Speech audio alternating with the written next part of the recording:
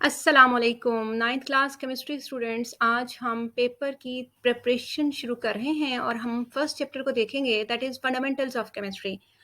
और उर्दू मीडियम वाले भी इससे इस्तिफ़ादा हासिल कर सकते हैं। आप अपने टॉपिक्स को यहाँ भी देख सकते हैं। सो केमिस्ट्री के बुनियादी असूल या फिर फंडामेंटल्स ऑफ केमिस्ट्री। स्टूडेंट्स, ये चैप्टर बहुत इम्पोर्टेंट है पेपर की नज़र से। आपने इस चैप्टर को नहीं छोड़ना, इसकी अच्छे से तैयारी करनी है। फर्स्ट ऑफ ऑल हम देखते हैं कि इसमें से कितने क्वेश्चन आएंगे। 1 एमसीक्यू इसमें से आएगा, 3 शॉर्ट क्वेश्चंस आएंगे और 1 लॉन्ग क्वेश्चन। जिन बच्चों की अच्छी तैयारी है, जो अच्छी उम्मीदें रखते हैं, वो इस चैप्टर को कहीं से भी स्किप ना करें, वो इसको ए टू ज़ी पूरा लर्न करें। जो भी तैयारी करें चैप्टर की वो पूरी करें, जिसको छोड़ना है वो मुकम्मल छोड़ें अगर वो छोड़ने के काबिल है। लेकिन फंडामेंटल्स ऑफ केमिस्ट्री को कोई भी स्टूडेंट ना छोड़े, इसके बगैर पेपर हल नहीं होगा। सो अब हम वन बाय वन देखते हैं कि हमारा पहला टॉपिक क्या है। ब्रांचेस ऑफ केमिस्ट्री, केमिस्ट्री की शाखें। The most important question.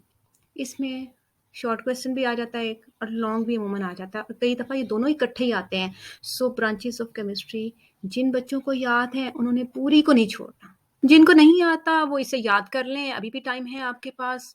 और ऑर्गेनिक केमिस्ट्री, इनऑर्गेनिक केमिस्ट्री, ये इम्पॉर्टेंट है। बायोकेमिस्ट्री का स्कोप, ये इम्पॉर्टेंट है। इंडस्ट्रियल केमिस्ट्री, न्यूक्लियर केमिस्ट्री और analytical chemistry, these are most important questions. अब मैं इसमें आपको मज़ीद बताती हूँ कि इसके कैसे कैसे क्वेश्चंस पॉसिबल हैं। Organic chemistry and inorganic chemistry का डिफरेंस आ सकता है। आपने सेंटर में लाइन लगानी है, एक साइड पे ऑर्गेनिक केमिस्ट्री की हेडिंग देनी है, दूसरे साइड पे इनऑर्गेनिक केमिस्ट्री की। और एक साइड पे ऑर्गेनिक केमिस्ट्री की डेफिनेशन लिखनी है तो दूसरी साइड पे बिल्कुल सामने इनऑर्गेनिक केमिस्ट्री की। तो आपका क्वेश्चन ऐसे मुकम्मल होगा। और अगर आप चाहें तो ये वीडियोस ब्रांचेस ऑफ केमिस्ट्री के मुतालिक तमाम वीडियोस, जिनको लेक्चर्स नहीं समझ आ रहे, वो चैनल पे जाके ये तमाम सीरीज़ देख सकते हैं, आपको अवेलेबल है। इस वक्त अगर आपको कोई ट्यूशन देने वाला नहीं भी है, कोई टीचर अवेलेबल नहीं भी है, तो आप किसी भी टाइम पे जाके पूरी डिटेल के साथ इनके अकॉर्डिंग वीडियोस को देख के लेक्चर्स ले सकते हैं। नेक्स्ट देखते हैं, हमारे पास है जनाब बायोकेमिस्ट्री। बायोकेमिस्ट्री का स्कोप बहुत इम्पॉर्टेंट है कि what's the scope of biochemistry. So ये आपको जो कलर्ड एरिया नज़र आ रहा है येलो शेड में, ये हाईलाइट हुआ हुआ, ये आपने लर्न करना है। इंडस्ट्रियल केमिस्ट्री और न्यूक्लियर केमिस्ट्री की डेफिनेशंस अच्छे से याद होनी चाहिए और मेक श्योर कर लें। पहले स्टूडेंट्स जो थे वो सिर्फ डेफिनेशंस याद करते थे, आगे चले जाते थे, लेकिन उनके नीचे जो 3-4 और लाइंस भी नज़र आ रही हैं, कहीं इनका स्कोप है, एप्लीकेशंस वगैरह हैं, तो इनको भी अच्छे से लर्न कर लीजिए क्योंकि आप इनके इंडिपेंडेंट क्वेश्चंस आ रहे हैं।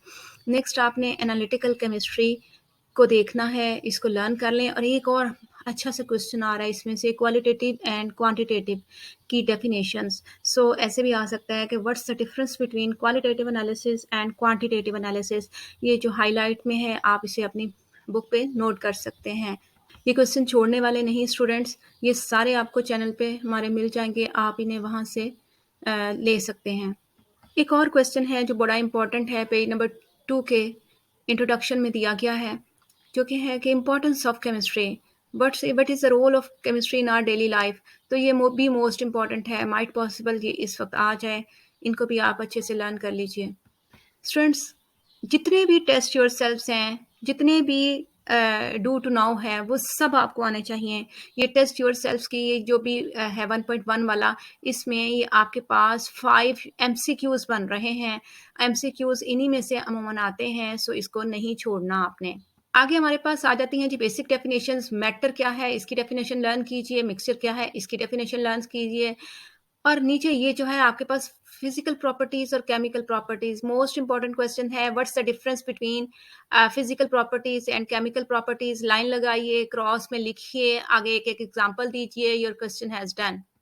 एलिमेंट्स की डेफिनेशन इंपॉर्टेंट है, इसके लिए आपको एक नीचे एक टेबल नज़र आ रहा है। ये जो अमूमन इसमें से एमसीक्यूज़ में क्वेश्चन आ जाता है कि सपोज़ ऐसे आ जाएगा कि ऑक्सीजन की ओशंस में क्या रेशो है या एटमॉस्फेयर में कितनी रेशो है। सो मैंने जो हाईलाइट किए हैं कि अर्थ क्रस्ट में ऑक्सीजन 47 है, ओशंस में ऑक्सीजन की रेशो ये है, हाइड्रोजन की ये है। कम से कम ये तो ज़रूर याद कर लीजिए। डू यू नाउ को प्रिपेयर कीजिए as a short question. Then आगे आपके पास आ जाएगा why we use symbols to represent the element. हम एलिमेंट्स को रिप्रेजेंट क्यों करते हैं सिंबल्स के थ्रू, ये एक क्वेश्चन आ सकता है आपको स्टूडेंट्स, इंपॉर्टेंट है। वाई वाले क्वेश्चंस आपने नहीं छोड़ने। इसी तरह सिंबल्स की डेफिनेशन है और वैलेंसी की डेफिनेशन है, you have to learn it. कुछ चीज़ों के सिंबल्स याद कर लीजिए, जैसे सोडियम का Na है, पोटेशियम का K है। अगर आपको कुछ और भी आते हैं तो मोस्ट वेलकम, जितने याद करेंगे आपके काम ही आएंगे। देन आपको कुछ इंपॉर्टेंट फार्मूलाज हैं जो लर्न करने होंगे, ये भी पूछे जा सकते हैं, शॉर्ट क्वेश्चन भी आ सकता है। मिक्सचर की डेफिनेशन है। इसके अलावा होमोजीनियस और हेट्रोजीनियस में मिक्सचर में क्या फ़र्क है, ये भी इम्पॉर्टेंट है। And the most important, mixture and compound में फ़र्क, ये शॉर्ट में भी आ सकता है एंड मोस्ट प्रोबेबली ये लॉन्ग में भी आएगा इस दफ़ा। फिर टेस्ट योरसेल्फ आपने नहीं छोड़ना, इसको भी लर्न करना है। और एक और इम्पॉर्टेंट क्वेश्चन है जनाब, atomic number and mass number का डिफरेंस। ये शॉर्ट में भी आ सकता है, आपको लॉन्ग में भी आ सकता है। मैंने जो हाईलाइट किया है ये शॉर्ट में किया है, अगर आपको लॉन्ग में आ जाए तो फिर आप इस पूरे को लाइन लगा के सेपरेट करके सारे डिफरेंसेस आमने सामने लिख के इसको मुकम्मल कीजिए।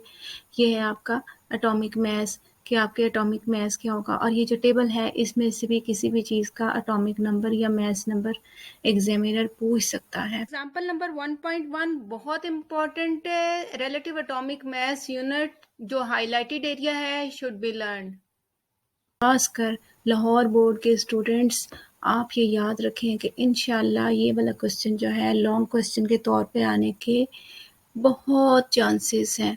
ये वाला क्वेश्चन आपको ऐसे भी पूछ सकते हैं, how to write chemical formula, chemical formula कैसे लिखा जाता है, या फिर write 5 steps to write formula, 5 step लिखें जिससे कि केमिकल फार्मूला लिखा जा सकता है। या फिर आ सकता है कि significance of chemical formula, chemical formula की अहमियत क्या है। द नेक्स्ट क्वेश्चन है आपका जी एम्पिरिकल फार्मूला की डेफिनेशन। उससे अगला क्वेश्चन है मॉलिक्यूलर फार्मूला की डेफिनेशन। देन आपके पास एग्जांपल्स हैं, स्टूडेंट्स एग्जांपल्स नहीं छोड़नी आपने। ये एग्जांपल आ रही है एग्जाम्पल 1.1 1.2 ये दोनों इम्पॉर्टेंट है। 1.3 ये भी करनी है। नीचे आपके पास आ रहा है टेस्ट योरसेल्फ, इसको भी नहीं छोड़ना, ये भी इम्पॉर्टेंट है। एटम्स और आयंस में फ़र्क मोस्ट इम्पॉर्टेंट। फ्री रेडिकल की डेफिनेशन इम्पॉर्टेंट है। मॉलिक्यूल और मॉलिक्यूलर आयन दोनों में क्या डिफरेंस होता है, ये भी इम्पॉर्टेंट है।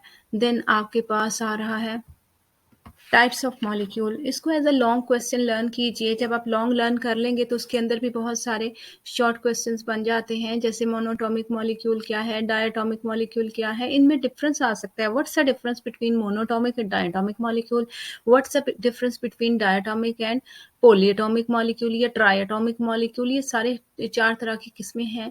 लॉन्ग में भी आ सकती हैं, शॉर्ट में से भी आ सकती हैं। और इसी तरह से आपको होमोएटॉमिक मॉलिक्यूल क्या है और हेटेरोएटॉमिक मॉलिक्यूल क्या है, इनका डिफरेंस भी आ सकता है। ये जितने मैंने क्वेश्चन बोले या मैंने हाईलाइट किए हुए हैं, इसमें इन सब के आंसर्स गिवन हैं। और एक और चीज़ कि ये आपका gram atomic mass, gram molecular mass and gram formula mass, इनकी डेफिनेशन, इनका डिफरेंस आ सकता है। एंड लास्टली एवोगैड्रोस नंबर की डेफिनेशन, ठीक है।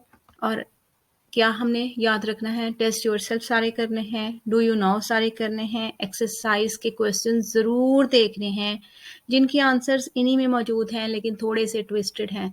वाई वाले क्वेश्चन ज़रूर कीजिए। और कुछ स्टूडेंट्स को नहीं पता कि एप्लीकेशंस क्या होती हैं, तो एप्लीकेशंस में हम उस चीज़ का डेली यूज़ जो है हमारे आसपास उसका क्या इस्तेमाल होता है, वो हमारे लिए कहाँ कहाँ एप्लीकेबल है।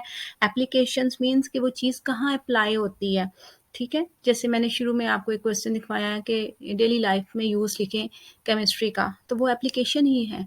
जैसे हम एक और इम्पॉर्टेंट क्वेश्चन है बायोकेमिस्ट्री में कि इसकी एप्लीकेशंस राइट कीजिए या इसका स्कोप राइट कीजिए, तो ये एप्लीकेशंस ही हैं। स्टूडेंट्स इन क्वेश्चंस को बहुत अच्छे से प्रिपेयर कीजिए, इसके बगैर आपका पेपर नहीं होगा। जिनको इन क्वेश्चंस के अलावा भी आता है वो उनको भी रिवाइज़ कर लें, जिनको नहीं आता वो सिर्फ ये रिवाइज़ कर लें। Wish you all the best.